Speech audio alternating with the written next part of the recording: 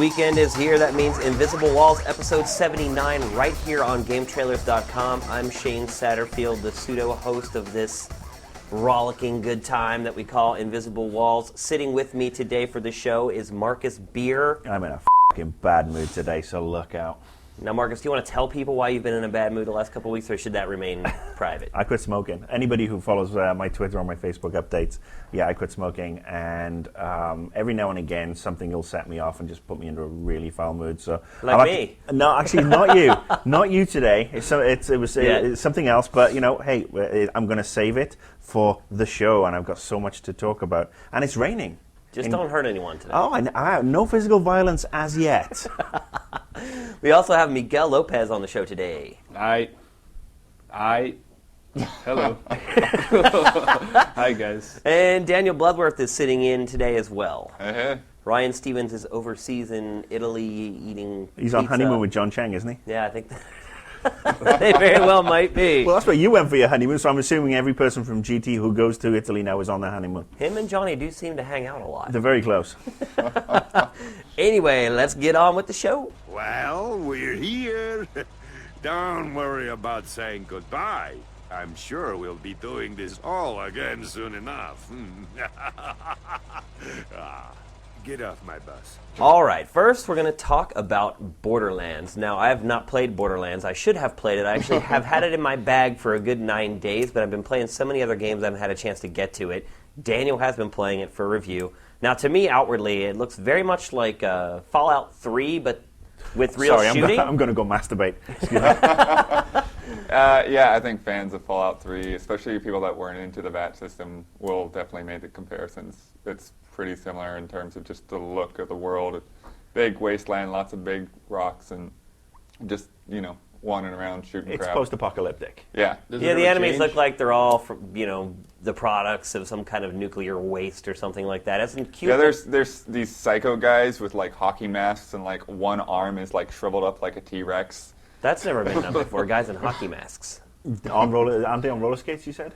No. I know there is a guy on roller skates. There's midget versions, though, with shotguns, and when they fire the shotgun, it blasts them onto the ground. They fall backward. Anything in the world on roller skates instantly makes it better. Absolutely, especially if it's short people with shotguns on roller skates, because they can fire the shotguns behind them and just use the power to scoot them To on. propel. Yeah. Giraffes on roller skates are also quite hilarious. Hippopotamuses. That would be hippopotami, I believe. Yeah. No hippopotami in Borderlands, I'm guessing. Not yet. Does the world ever change? Every time I look over someone's shoulder playing that, it seems like they're in the same kind of... I agree. It looks like it's the same Well, level. I mean, so far, I haven't really... I'm 10 hours into it, but I haven't really gotten that far out as far as real estate goes. You know, so there hasn't been much travel to see anything new, so maybe when I get to some later areas that they will look a bit different. But there's 300 million hours of gameplay in the game, isn't there, apparently? I hope Is that not. how many guns there are? And you have Otherwise, to complete it Bloodworth before is you review. reviewing one game in Q4. But yeah, I do think it is a big game. What we found out, like, the level cap is 50, and I'm at 18 right now after 10 hours, so... That's pretty good. Maybe halfway through the game, maybe not, but... Now, the hype for this game seems to be building.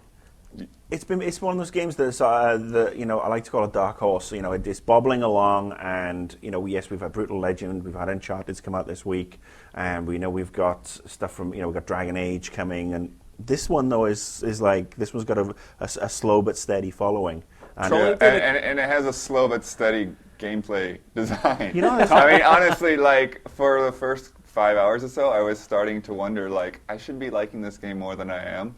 But now it's finally, like, I'm getting more powers. It's really starting to open up. So now I've been using the Siren, and the last thing I did last night, I That's got one my... of the classes, right? Yeah. And what she has, her ability is what's called a phase walk, and she basically is able to, like, stop time, and then you're able to move around enemies and reposition yourself. But when she goes in and out of phase walk, she kind of puts off this blast, and now my blast has, like, 3 different effects that can, like, daze enemies and put them into slow motion. As I walk by enemies in phase walk, I can do shock damage, which will take out shields if anyone's wearing a shield. And when I start the phase walk and when I end it, there's like this big explosion. So it's like farting, basically.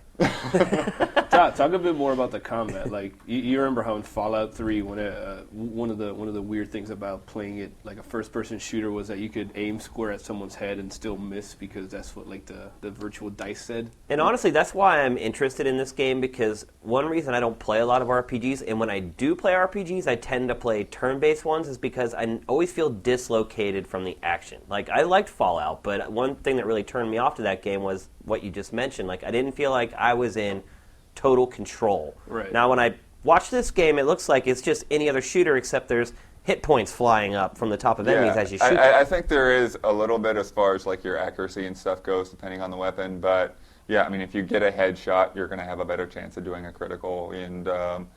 And also the amount of weapons is just crazy. And like I'm finding like sniper rifles that like have a chance of creating an explosion when they hit and stuff like that. And there's a shotgun that has shock damage as well. And I think the way they explained it is that like the weapons are kind of randomly generated. So, you know, you can find weapons in the game that the development team doesn't even know about. Wow. Right, but that's ultimately like a spreadsheet, right? They'll be like, okay, Yeah, it's just like putting all these different I values guess a together. property from column 1, you know, plus range, plus like freezing effect. So Still, that's better than just knowing you have these 5 weapons and knowing exactly what they're going to do. I mean, in a lot of games, after you've got a weapon, you have enough ammo, you see it laying on the ground, you just run over it. Now, you kind of stop and pick them up and look, right, to make sure there's not something cool there? Yeah, you check them out, you know, and you know, you might have like a revolver it's not as good as the revolver you have, but it has a 3x zoom on it. Mm-hmm. You know, so you want to use that one instead, just because it makes it a little easier to keep your distance. The enemies, the animals in particular, are really in your face. Yeah, they come right up and jump at you, right? Yeah, there's these things called skags, which are kind of like lizards and wolves put together, and Lols. and they'll just, you know, come running right at you. And the same thing with these wizards, these bat enemies that come down at you too. And part of the strategy, you know, depending on your class, you know, I've got this siren, and like if I melee them, again, I have a chance of putting them in slow motion. You know, so that helps you out there. But as you keep leveling up, like the enemies level up with you, but it's very visual. So like when you see like all of a sudden there's like this badass, and they're actually variants called badass variants. They're more rare. It's a badass Lols. So when you have 2 badass skags like tearing the crowd of you, and it's like and I had it where they were teamed up on me, and there's a mechanic where if you die, you have like a few seconds before you bleed out to kill something. If you kill them, you get a second wind, you get all your health back. Oh, nice. I like that. Yeah. what about one thing that I noticed, and I'm curious what you think about this, is when I was watching people play it like during the preview phase, one thing that struck me as kind of weird is that, you know, it would often take the guy I saw playing like 5 or 6 shots to put down a dog. Does that badass dog? Yeah, I mean, it must be an elite or something, but Yeah, I mean, that's the way the enemies are. I mean, you'll have the little pups that, you know, you can just knock over, you know, with your fist. But at the same time, as you level up, like your experience for killing those smaller enemies gets less and less. right. So just to go back to the whole leveling up, you said when you level up, the monsters level up with you. Does that mean that everything literally progresses at the same level, or you know, do you have like the standard RPG where you've got these areas which are more newbie, low-level areas, and then you've got the higher-level areas you explore? No, even in the low-level areas, I mean, they won't be as high, but the enemies you'll get tougher enemies in that lower level area. See, that's one thing I do not like about a lot of RPGs, is as you power up, because all the enemies power up with you, you never feel like you're becoming more powerful, because it still takes the same number of strikes to strike them down. Maybe they need to start... That's a downside. That's definitely a downside. You're right with that. I mean, that's why in a lot of MMOs you've got the newbie areas, and you'll start off with a level 1, and the bunnies bouncing around, and as you progress,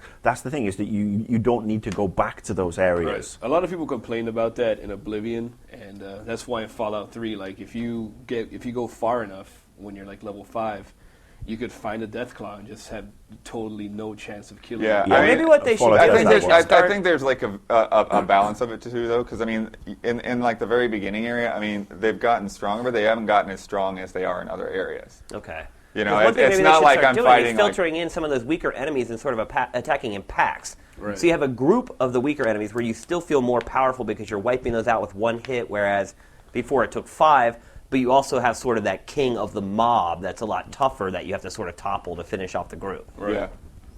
So, what do you think, man? I mean, obviously, our review's not up yet, so, tread a little lightly, but are you enjoying your time with it so far? Yeah, I'm enjoying it, and as I said, it's been kind of a slow burn, but like the farther I get, the more I've been enjoying it. Story. How's the story? Obviously, really The important. story, actually, there isn't really much of a story. Like, there's just this kind of, like, there's this myth that, like, there's some vault full of treasure and alien weapons and stuff hidden somewhere in the world, and that's kind of what you're out there seeking to get. And you're just kind of, fulfilling quests as you go, but there's not a lot of characters. Most of your quests are just, like, posts on a bulletin board. So they're acknowledging these games are all about loot.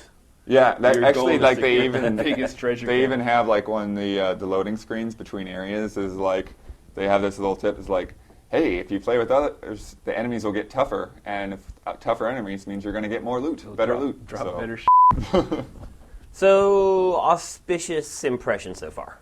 I like it. It's good. My arch nemesis. Not so smart now, are you? All right, last night I had a one-night stand with Ratchet and Clank. So is it 3-way? A crack in time. And what? Well, actually, in the One night stand, so you're not going to play it anymore? then? you had a cracking time? no, or it was so a good. I'm cracking going time? back for more tonight. And how does your wife feel about this? Yeah, she wasn't in the room, so. And actually, because of the way this game is set up, it is not a threesome. I have not rejoined the tandem yet. So right now, I've only been playing as Ratchet or as Clank, but not with the two together in tandem. Because if you remember, at the end of the last full game, he was sort of taken away by those small aliens, and everyone kind of wonders what happened. Way to spoil the last game for all those people who haven't played it. Because there's a lot of people who are buying PS3s right now who couldn't afford them before, the who are going statute to of get that limitations has game. expired Well, on And it. you just hate PS3 owners, don't you, Shane? You They've hate already them. had the DLC game that was along Right. with that. Again, And they truth still- be they still told, play at the it. beginning of this game, while the game installs, you're forced to watch a cinema that goes over everything that I just said. So Bastards. I'm actually not harming anyone in any And way, we're going to shape, put or that form. cinema up on game trailers. So what are the weapons like? I want to look. Ratchet and Clank is all about the weapons. Everything else is so derivative. Talk about the weapons. Well, so far, I mean, I'm probably about 7 or 8 hours into the game. Yes, I've played one game for 7 or 8 hours in one night again. So I haven't got to a lot of the newer weapons, honestly. I do have the one bullfrog weapon, which is called the Sonic something or other. And basically, it's I this. thought it looked like a belching pig, but yeah. It's a frog, and it blows up its mouth, and then actually there's some kind of a element to it where the closer you get to firing the weapon when his jaws are at their biggest capacity, the bigger the blast is.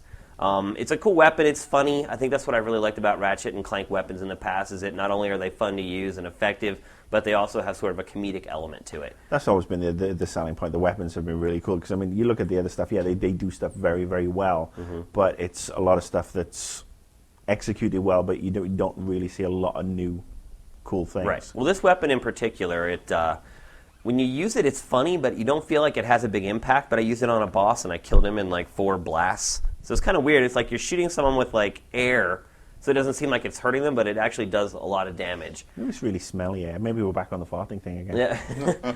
And then the hover boots, obviously, is the big addition to this game. And I got those last night a couple hours before I ended up falling asleep.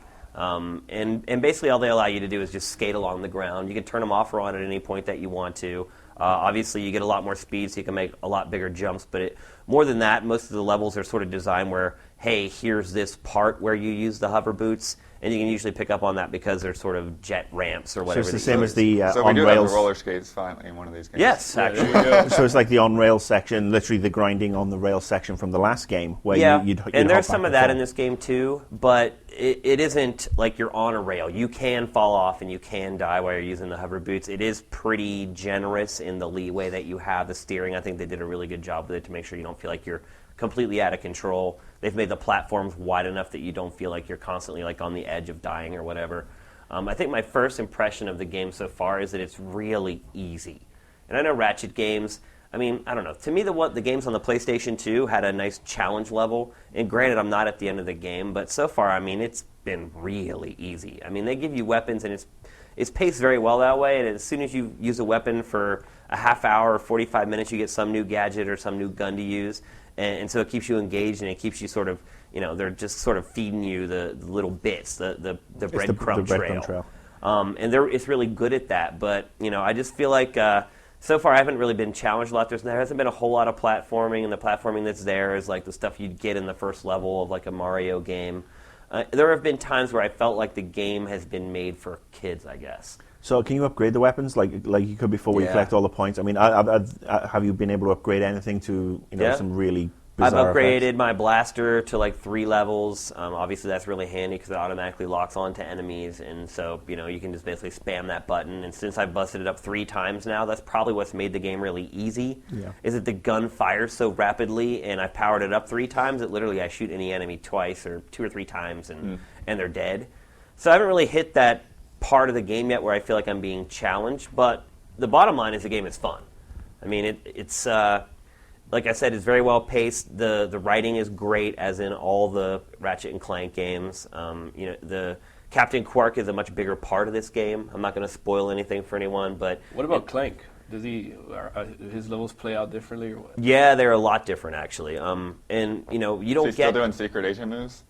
You're No. stealth killing guys? No. It's weird because when you start out, you literally just have like a simple melee attack and a jump. And then as you go on in the game, you sort of go into this, and I don't want to spoil anything for anyone, you go into this sort of secret level, and then you get sort of the next set of his abilities. We're going to show it. So you get a staff that you can use, and I'm not going to explain how you get it, but he ends up getting a staff that he can use for melee attacks. But the secret levels that he has, they remind me a little bit of the challenge levels in Super Mario Galaxy, where they're just kind of gauntlets that you run through, and there isn't exactly a theme around the worlds. So that was kind of cool. And one thing I'll say about this, too, is that as I've played it, I've seen a lot of elements of different games in this. It's like, you can tell Insomniac is a huge fan of Nintendo games, because there's also a free overworld that you fly around in a ship like Star Fox.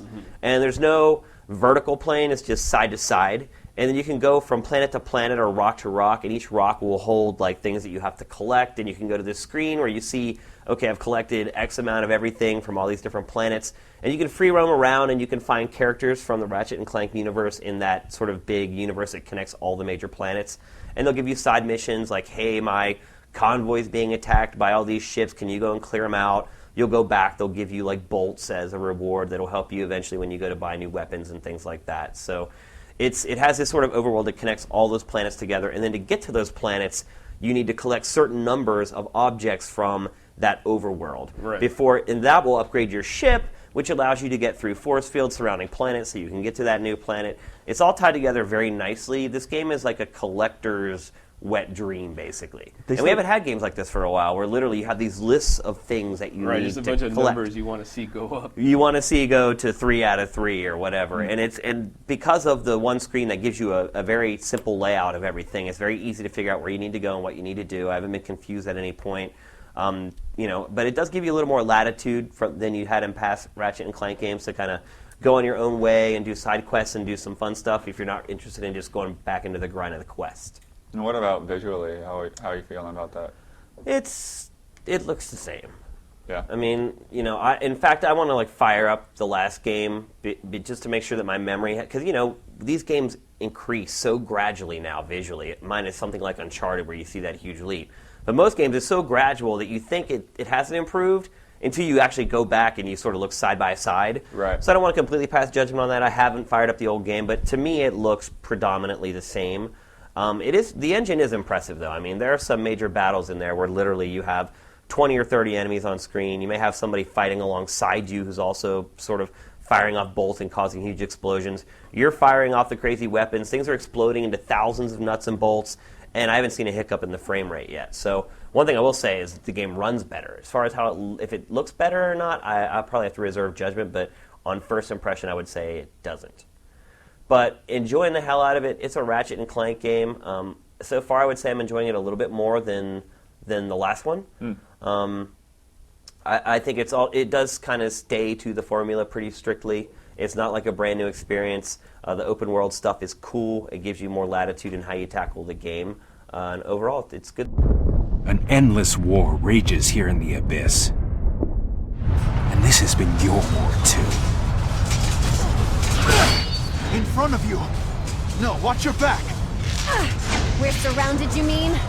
Right. All right, next we're going to talk about an MMORPG-ROFL-LMAFAO... WTF.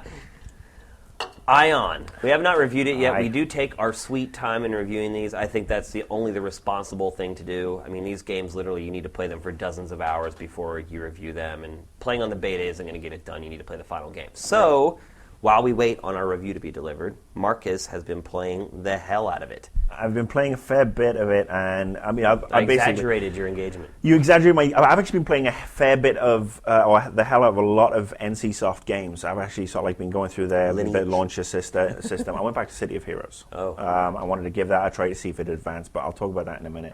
But I've played Ion. Actually stopped playing World of Warcraft to actually invest some time, and my whole idea was that I was going to play Ion for 6 months and really give it some go. I wasn't going to play WoW, and that was 3 weeks ago, and Did you go back to WoW already? I'm back on WoW. I knew it. I'm back on WoW, and I know there's going to be howls of protest from everybody all over the world, but there is something about Korean MMOs that, you know, the first 2 They're weeks... grinders, right? I mean, that's what they love. The first 2 weeks, I was like getting into it, and it's really pretty, and it's different, and the novelty.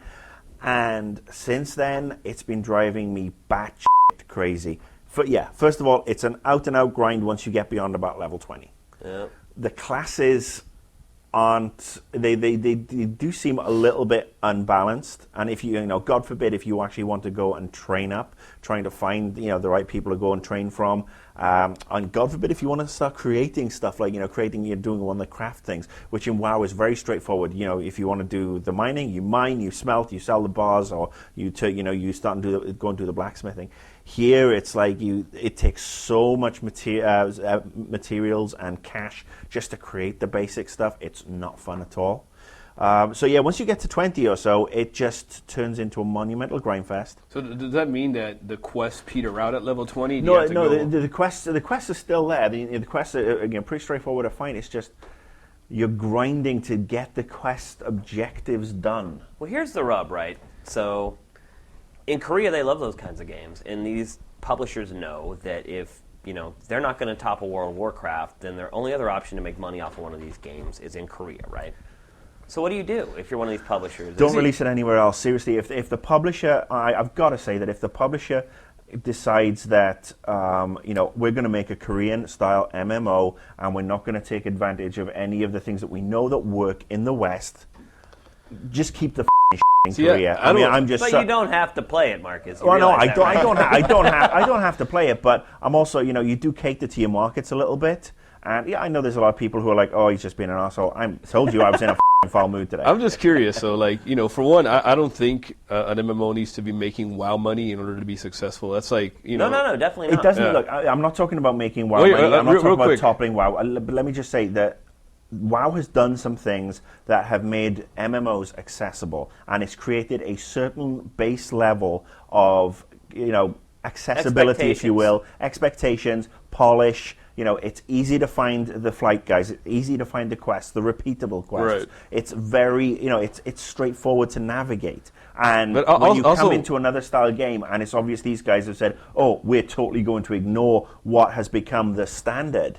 And I don't know whether you have to do that to be successful. Well, here's the thing, right? No, but you integrate some of those core. WoW. Let's face it, WoW started off something totally different, but then WoW cherry picked from the other MMOs and has put together something that's really, easy to get into and sucks people back in. So there's nothing wrong with cherry picking a couple of other things and integrating them in and making them your own, just like WoW did.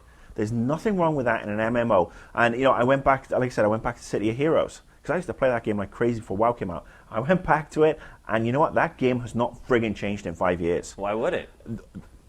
How many MMOs have survived? That's why the servers are so empty. The games have to evolve. If you've got an MMO, you evolve or you die. WoW continually is evolving, and I would love to see somebody else try and evolve the games. Sony does it to a certain degree with the EverQuest games, and they've done it with Galaxies. They've shut down the Matrix Online, thank God. You just basically answered your own question, though. WoW is, WoW in the state it is now is basically the product of 5 years of evolution. What you might be reading as a game being deficient or the developers being, developers ignoring WoW's lessons, might just be an issue of them not having the resources and time to get it as tight as WoW has. Think about how hard it was to get a mount when you first got WoW. All right, Think about how easy it is now. let me counter you on that. Yeah, there's 5 years of evolution in WoW, but those 5 years as the game is evolving. I mean, Ion isn't at the accessibility level, in my opinion, that WoW was 3 years ago. And as they are developing it, they should be saying, yes, and sometimes, you don't have the resources to put into it. But as you're developing it and you're going through beta and you're moving through the stages, you look at what everybody else is doing. It's like, wow, can we integrate this? It should come out at a base level that's not far off. I mean, I'm not talking about the size of WoW. I'm talking about just base accessibility. Usability and stuff like that. Yeah, the other thing I've got to say is the gold farmers and the power level ads. I mean, NCSoft seems to have abandoned all forms of moderation. That's capitalism right there, man. It's but demand. I mean, at least people want that shit. Blizzard in particular have been very adept at banning people. I know they have the resources and stuff. But we're not talking about NCSoft as being a podunk little developer. They are huge in Korea, but the fact that none of their moderators seem, to give a shit about banning these. I've had to turn off all chat channels. They're looking for group channel. Forget about it, because at the end of the day, every other thing is like, buy gold, we'll power level you, we'll do this, and I'm like... though, consider this, though. Isn't that kind of like an outlier of a game's success, the fact that the secondary market has jumped in there? Yeah. Yeah, but I mean, it's not as if the game, from when I've been wandering around it, I mean, it was busy, first of all, and it's kind of evened off, but I think the proportion of spammers to people actually playing the game is just disproportionate. Right. But I also think it's a moderation issue that anybody who posts that on the LFG channels, there should be somebody around to ban them. Because, like I said, NCSoft are not a podunk company. They are a big Korean company, and they need to moderate the US and European servers. Yeah, they just haven't worked out how to get rid of that yet as efficiently or as I'm not the quickly. only one who's complaining about this. I mean, you look at GAF, you look at all the other forums, everyone is flipping on that's annoying when you're on there and then all of a sudden it turns into it's like you're at the flea market. Yeah. People scream. They swap me. Yeah, seriously, I'm expecting somebody to come up and offer me a car stereo at some point. Play or not play? Give it another 6 months. If it survives and stabilizes and they get their together, go give it a go. Otherwise, do what I do and go back to WoW and wait for the Old Republic and wait for DC Universe Online. Hi, my name is H to the Izzo. What? My name is V to the Izzy. My name is H to the Izzo. Check this out. Check this out. Hands up. Okay, so next we're going to talk about a game that I championed around E3. Everyone else wasn't feeling it like I was. I think that's because I was the only one that got a chance to actually play it and just didn't look at the concept, DJ Hero. Now, Miguel, you went to London to actually hang out at the studio, meet the people working on the game, play the hell out of the game. What's your impressions now that you've had some serious time playing DJ Hero?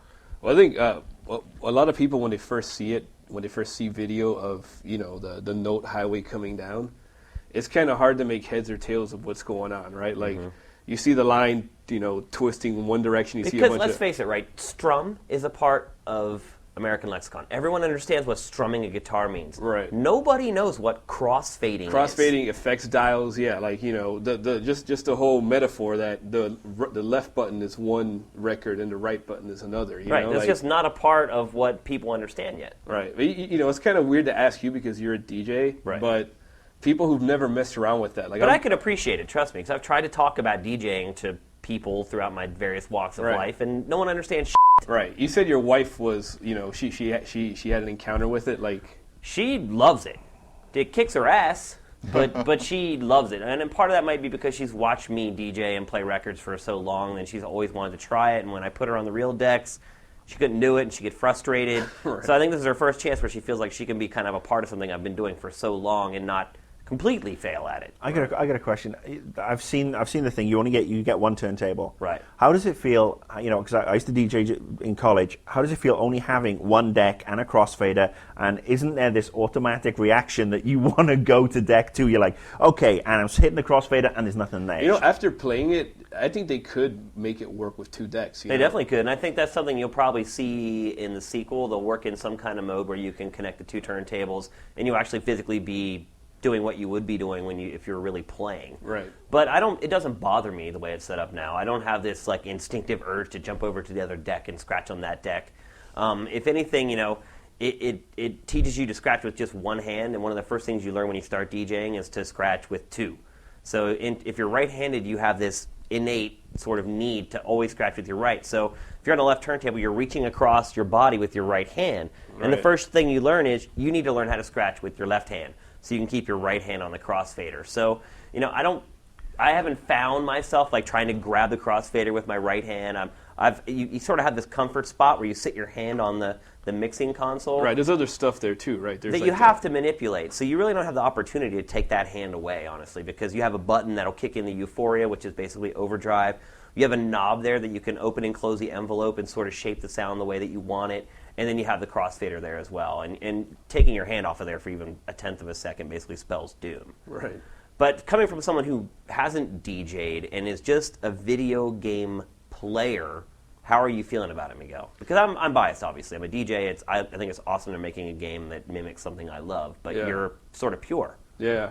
On the one hand, I think the controller, it's kind of ingenious how they fit all the functions on there. Made it kind of, made it feel like I would imagine DJ to feel, like, all the stuff you're doing with your hands and everything. In terms of the game itself, it's just like any other one of these music games. It all depends on the music, Mm-hmm. Like, luckily there's quite a few songs on this that I think are cool. They do a good job of running the gamut of music. And, Right. and a lot of the songs that I hate are like Blink 182 mixed with Madonna or There's whatever. very little of that. I hate that. There's very little of it, but there's enough of it there that people who don't really care about DJ culture or hip-hop or house, Right. that they can get in and play it and enjoy it because they'll recognize some of the songs. Right, and that's going to be, I suspect, a lot, a big part of their, a lot of their money makers are going to be songs like that, right? Like, Avril Lavigne drops a song on the radio, 2 weeks later there's like some whack. They're able to mix. download a mashup with Nine Inch Nails or Yeah, something. and I'm not going to fault them, although from visiting them and talking to them, like, it's clear why the Gangstar song on the set list is used like 3 or 4 times, because And there's several songs like that too, like Holla Back Girls on there a couple times. They're mixed with different songs each time, but if you Right. look at that track list, and it's 93 songs I think now, and it seems like it grows every day. Yeah. You're not actually getting 93 completely unique mashups. So there's a few songs in there that they mash up with a couple different tracks. Right, but to be fair, like in every instance, it sounds way different, Oh yeah. Yeah. And plus with the envelope button where you can actually change the tone and things like that, and then you have the sections on the track listing where you can sort of choose what sample you want, and you unlock more as you go, and you can sort of fire those off, and you have some more creativity there in how you fire off those samples, and it can actually change the song a great deal. I'm pretty surprised with those. But the most important thing is it fun? It's a blast to me. Is it fun for you? It is, yeah. Especially, again, it all comes down to you playing a song that you like. There's a song on there that I think is really awesome that if I had it, I'd be playing that nonstop. It's the Mobb Deep and Gangstar mashup. That's a good one. Yeah. So when something like that is happening and you're like singing along to it, you kind of forget that you're playing with a plastic turntable and you're like, all right, this is a really dope mix. And well, the other thing is that you can't look down like most rhythm games. Like, you don't look down at your turntable hardly ever. After you play it for a couple hours, your hands will literally just intrinsically go to the different things that you need to do. So you never look down to see that piece of plastic. So it does literally just feel like you're playing records. Right. And one thing I'm going to say, man, like, once that thing comes out, I'm going to be surprised if people aren't doing the expert stuff as adeptly as people do in Rock Band, because there's some stuff in there that's insane. One thing I'll say is the game's hard. Even on easy, the first few songs on easy, nope, I think anybody can get them, but I watched my wife play it, and once she got to by like the 4th or 5th set, even the easy tracks were starting to challenge her to the point where she was getting 2 stars, and I had to sit there like with my hands over my ears. I was like, oh God. She's like, why aren't you having fun? I thought you wanted me to play video games. Like, oh, I'm having fun, baby. Do you think that the music gets like crappy when you start doing badly? Like, it still kind of sounds all right, right? I think it's better than like Rock Band or Guitar Hero. You don't hear the clang, Like, clang, wah. clang. It's just like parts of the song cut out. So sometimes you'll just have like the snare kicking if you've messed up really badly. Right. But it is going to be a challenge. And because this isn't something people are used to doing, everyone plays air guitar. Some people do the air DJing thing, but no one's really used to like the mechanics of it, Guitar, you hold a note and you strum and you get the sound. With DJing, they're like, well, what do I do? But that's what I love about this game, too. I think it's going to give people a new appreciation for what I've been doing for the last 10-plus years and what everyone else is doing when they go out at night on a Saturday night and they hear a DJ and they're like, oh, dude's just playing records. There's Right. so much going on there and so much concentration involved. I think a lot of people don't understand, Yeah. turntablism and how challenging and skilled it is. So Not only do you have to like know, a whole lot about the music you're playing, but you also have to be quick and you have to execute things properly. You have to know. and you have to be creative. Yeah. Most So, importantly. if considering how accessible, everybody knows how to bang the drums, everybody knows how to sing in a microphone and strum the guitar, like you said, would you say that this is an acquired taste? Would you say this is definitely a try before you buy? And I'm assuming Netflix, GameFly is not going to be renting this out. But I mean, if you can find somewhere like a GameStop where they've got demo pods, go try it before you shell out your $130 I'll say this much: every single person I've watched play this game, the first time they play it, they smile. So no matter whether they're into the music or into the culture or whatever, they enjoy themselves. The question is going to be, can they get over that difficulty hump? And I don't Right. think we're going to know that until we really get it out into the. I don't know. It's not a cheap piece of kit, and if it does scale up on the difficulty. Here's Yeah. the thing: DJing versus playing guitar. Yeah, it's easier to wrap your hand around how a guitar works, but this game has a lot of music that's really popular. So I think that will draw people in, and then they'll learn. They'll wrap their head around how this music is made. I know my wife didn't want to quit. It was frustrating for her. She's like, damn, I only got 2 stars, but I could see she had that fire, and she wanted to learn more, and she wanted to get better. So I love the game, personally, and I loved it when I played it at E3, and I've been kind of championing it for a while now. It's good to hear someone like Miguel, who isn't from the same background I am, enjoying it as well, and it's good to see the game be put into the hands of people who don't even play a lot of games and see them enjoy it. So, wait for our full review, but so far, good stuff. Cool. Fix it, look sharp. Don't make me bring the blitz and get dark. Bring the bangs to the spot. Duck down, leg down, just. Fix it, look sharp. Don't make me bring the blitz and get dark. All right, that's going to do it for this week's show. Up next, episode 80. 80 next week? 80 not out, yeah. I remember, it just seemed like yesterday we were like, damn, 50?